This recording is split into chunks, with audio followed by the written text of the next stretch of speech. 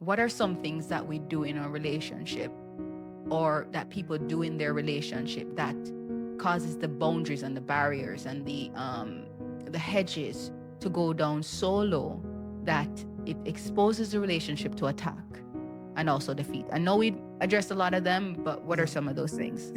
Americans use this term stand on business, and it simply means that if you make a commitment to something, you stick to that commitment. If like we establish within our relationship, whenever we have arguments, no name calling.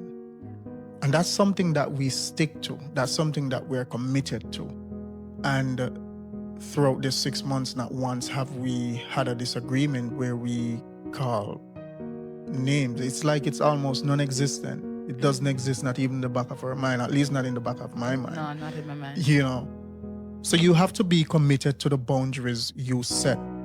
And the only way you can be committed is if you are committed to the relationship, to the marriage, to your partner. If you value what you have, what you share, you value your partner, then you will be committed and stick to the boundaries. If you don't stick to them, and remember, marriage is not about you, it's not about me.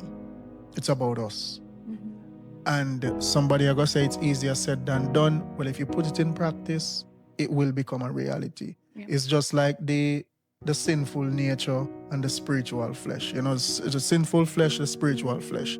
You're born in sin and shaped in iniquity. Your natural nature is to cling towards that which is evil. However, by accepting Jesus Christ and feeding the spiritual man, then the spiritual man grows. Relationship is kind of like that. You have a lot of things that is about you, it's about self. But when you're married to somebody, it's not about me anymore, it's about us. So you have to practice those things consistently. And if you stay committed to them, then they will work. But if you don't value what you have, everything is about me, I want to get my point across, I'm not going to listen to what you have to say because you are wrong and you are this. And a lot of times, disagreements is not about who is wrong and who is right.